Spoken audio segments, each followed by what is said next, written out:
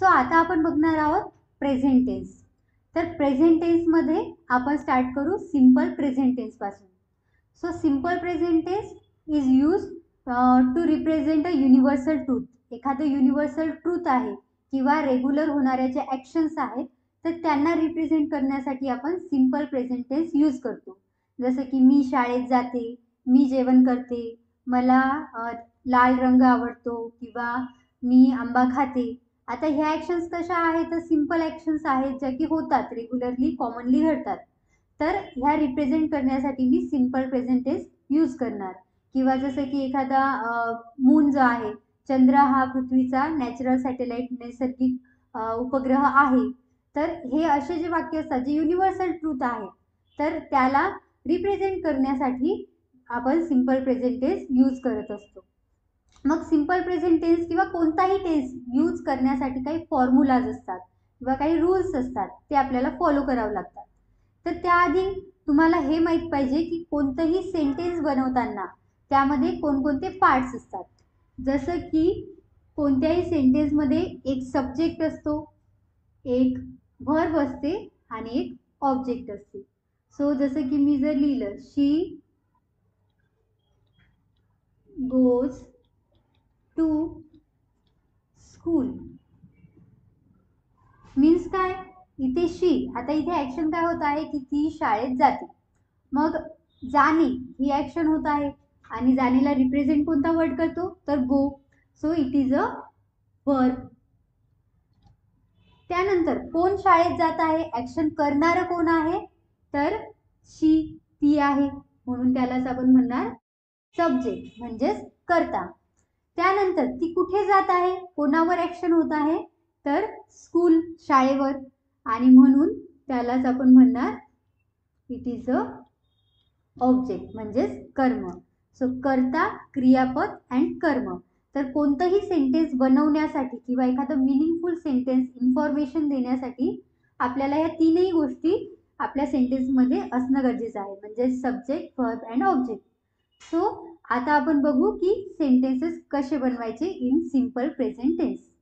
So simple present टेन्ससाठी जो formula आहे तर तो आहे subject plus V1 plus object. आता V1 म्हणजेच काय, व्हर्बचा फर्स्ट फॉर्म. तुम्हाला माहित आहे की व्हर्बचे 4 फॉर्म्स असतात, V1, V2, V3 and V4. तर त्या फॉर्म्सपैकी जो V1 आहे तो आपण इथे यूज करणार. So subject plus V1 plus object. Then आता हे झालं एक पॉझिटिव्ह वाक्य, म्हणजे शी गोज टू स्कूल, ती शाळेत जाते. पण आता मला जर निगेटिव्ह म्हणायचं असेल, या सेंटेन्सला ॲसरेटिव्ह सेंटेन्स म्हणतात, ज्यामध्ये सब्जेक्ट असतो स्टार्टिंगला, then verb, then object. This is a assertive sentence जो की इन्फॉर्मेशन देत असतो. जसं की इथे आपल्याला इन्फॉर्मेशन मिळाली की ती शाळेत जाते. मग आता मला जर यालाच नकारार्थी करायचे, निगेटिव्ह करायचे, तर मी काय म्हणू शकते in simple present tense subject plus do does plus not plus V1 plus object. Okay. तर जेव्हा मला निगेटिव्ह सेंटेन्स बनवायचं सिंपल प्रेझेंट टेन्सचं तर तेव्हा मी डू डज वापरणार आणि नॉट वापरणार. तर आता याला यूज कसं करायचं ते आपण बघू.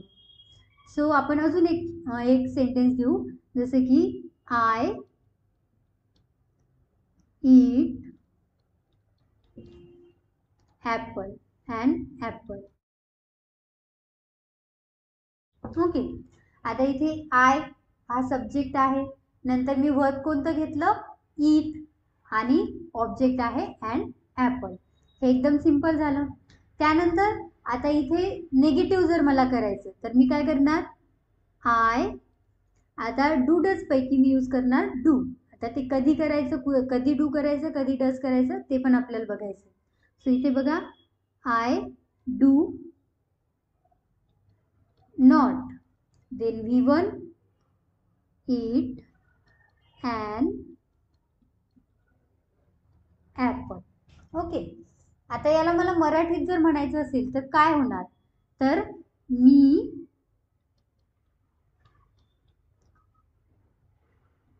सफरचंद खाते आणि मी सफरचंद खात नाही. निगेटिव्ह, मी नकारार्थी सांगितले की नाही मी सफरचंद खात नाही किंवा मी सफरचंद खाते, हे पॉझिटिव्ह आहे, ॲसिडिटी. ओके, तर अशा प्रकारे आपण सिंपल प्रेझेंट टेन्समध्ये सेंटेन्स बनवू शकतो. त्यानंतर आता इथे काही रूल्स आहेत जे तुम्हाला लक्षात ठेवायचे आहेत. जसं की जर सब्जेक्ट असतील आय, वी, यू किंवा दे, तर या सगळ्यांसाठी निगेटिव्ह करताना तुम्ही वापरणार डू. ठीक आहे, डू नॉट किंवा डोंट. आणि जर सब्जेक्ट असतील शी, ही, इट और एखादं नाउन, तर तेव्हा तुम्ही वापरणार डज, म्हणजेच डज नॉट किंवा डझंट. ओके, तर हे आठवण ठेवा. आणि तसंच जेव्हा हे सगळे सब्जेक्ट असतील तर तेव्हा तुम्हाला काय करायचंय, यूज करताना वर्बच्या नंतर एस किंवा एस लावायचा. तर त्याचं एक सेंटेन्स मी तुम्हाला करून दाखवते, तर ते तुम्ही आठवण ठेवा. जसं की आता याच सेंटेन्सला मी दुसऱ्या ह्याच्यात करते, एखादं नाव घेते. जसं की राम ईट. आता ईट नंतर इथे राम आहे, नाऊन आहे, म्हणून मी काय करणार, ईटला एस लावणार, म्हणजे राम ईट्स ॲन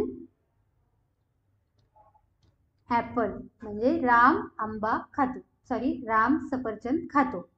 त्यानंतर आता निगेटिव्ह करताना काय करणार, जसं की इथे आयच्या नंतर डू यूज केलं होतं, पण आत्ताच मी तुम्हाला काय सांगितलं, नाऊन असलं तर आपल्याला डज यूज करायचं. So Ram does not. आणि ईट, आता ईटला जो यस लावलेला होता तर इथे आपण तो काढून टाकणार, कारण जेव्हा आपण डज वापरतो तेव्हा त्याचा यस काढून टाकायचा. So does not eat an apple, म्हणजेच राम सफरचंद खात नाही. तर हे आहेत आपल्या सिंपल प्रेझेंट टेन्सचे रूल. सिंपल प्रेझेंट टेन्ससाठी तुम्हाला हा फॉर्म्युला यूज करायचा, तो यूज करून सेंटेन्सेस बनवायचे. तुम्ही पॉझिटिव्ह निगेटिव्ह दोन्ही बनवू शकता. जर तुम्हाला एखादी गोष्ट नाही म्हणून बोलायचं असेल की मी शाळेत जात नाही किंवा मी त्या क्लासेसला जात नाही, तर तुम्ही हे वालं सेंटेन्स यूज करायचं. जर तुम्हाला पॉझिटिव्हली बोलायचं असेल की मी आंबा खाते, मी शाळेत जाते, मी क्लासेसला जाते, तर तुम्हाला हे वाक्य यूज करावं लागेल, म्हणजेच हा फॉर्म्युला यूज करावा लागेल. आणि जेव्हा पण आय, वी, यू, दे असतील तर तेव्हा तुम्हाला यूज करायचं डू, म्हणजेच I do not, we do not, you do not और दे डू नॉट. जर शी, ही, इट किंवा एखादं नाव असेल, नाऊन असेल, तर तुम्हाला यूज करायचे डज. आणि तसेच सेंटेन्स लिहिताना जेव्हा पण या सगळ्यांपैकी एखादा सब्जेक्ट असेल तर तुम्हाला वर्ब नंतर V1 लावायचे. आणि निगेटिव्ह करताना ते जे V1 ला यस लावलेलं आहे तर ते जे आहे तर ते काढून टाकायचं. इथे यस लावायचं, निगेटिव्हमध्ये ते काढून टाकायचं. So this is all about the simple present tense. आता आपण बघू प्रेझेंट कंटिन्युअस टेन्स.